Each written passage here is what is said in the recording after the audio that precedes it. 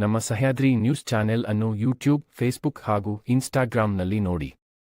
Subscribe, like ಮತ್ತು share ಮಾಡಿ ಪ್ರೋತ್ಸಾಹಿಸಿ.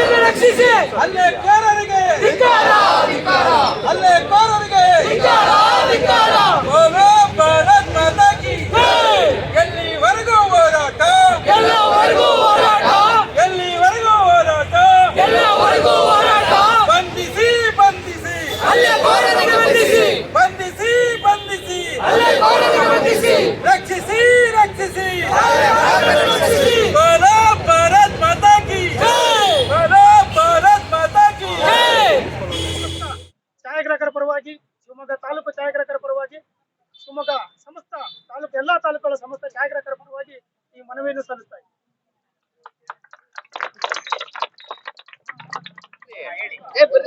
ಕಳೆದ ಭಾನುವಾರ ಬೆಂಗಳೂರು ಶಿವಾಜಿನಗರದಲ್ಲಿ ನಡೆದಂತ ಛಾಯಾಗ್ರಾಹಕರ ಮೇಲೆ ಹಲ್ಲೆ ನಡೆದಂತ ವಿರುದ್ಧವಾಗಿ ಇಂದು ಶಿವಮೊಗ್ಗ ಜಿಲ್ಲಾ ವಿಡಿಯೋ ಮತ್ತು ಫೋಟೋಗ್ರಾಫರ್ ಸಂಘದಿಂದ ಈ ಪ್ರತಿಭಟನೆಯನ್ನು ಹಮ್ಮಿಕೊಂಡಿದ್ದು, ಈ ಪ್ರತಿಭಟನೆ ಉದ್ದೇಶ ಛಾಯಾಗ್ರಾಹಕರ ಮೇಲೆ ಏಕಾಏಕಿ ಹಲ್ಲೆ ನಡೆಸಿದಂತ ಹಲ್ಲೆಕೋರನಿಗೆ ಬಂಧಿಸಬೇಕು ಅಂತ ಹೇಳ್ಬಿಟ್ಟು ಮಾನ್ಯ ಗೃಹ ಮಂತ್ರಿಯವರಿಗೂ ಹಾಗೂ ಮುಖ್ಯಮಂತ್ರಿಯವರಿಗೂ ಈ ಮನವಿ ಸಲ್ಲಿಕೆಯನ್ನ ಎಲ್ಲಾ ಛಾಯಾಗ್ರಾಹಕರ ಪರವಾಗಿ ಹಮ್ಮಿಕೊಂಡಿದ್ವಿ. ನಿಜವಾಗ್ಲೂ ಇನ್ ಮುಂದಿನ ದಿನಗಳಲ್ಲಿ ಯಾವುದೇ ಕಾರಣಕ್ಕೂ ಯಾವುದೇ ಛಾಯಾಗ್ರಾಹಕರ ಮೇಲೆ ಹಲ್ಲೆ ನಡೆಸಿದ್ರೆ ಉಗ್ರವಾದ ಹೋರಾಟ ಇವತ್ತಿಗೆ ಸಣ್ಣದಾಗಿ ನೋಡ್ತಾ ಇದ್ದೀರಾ.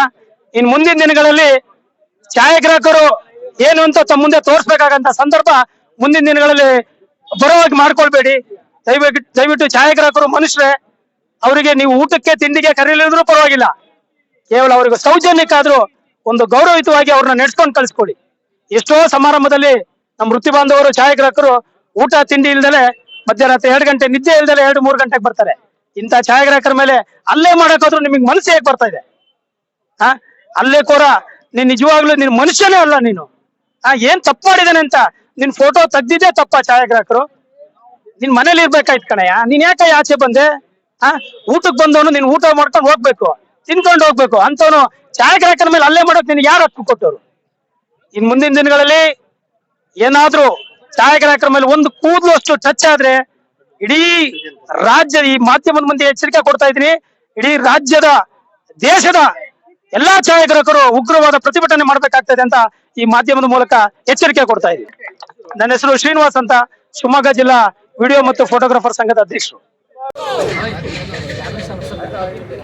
ಎಲ್ಲಿಯವರೆಗೂ ಹೋರಾಟ? ಯಾತಕ್ಕಾಗಿ ಹೋರಾಟ? ಬೇಕೇ ಬೇಕು, ಬೇಕೇ ಬೇಕು. ಛಾಯಾಗ್ರಾಹಕರ ಮೇಲೆ ಹಲ್ಲೆ ನಡೆಸಿದಂತ ಹಲ್ಲೆಕೋರನಿಗೆ, ಛಾಯಾಗ್ರಾಹಕರ ಮೇಲೆ ಹಲ್ಲೆ ನಡೆಸಿದಂತ ಹಲ್ಲೆಕೋರನಿಗೆ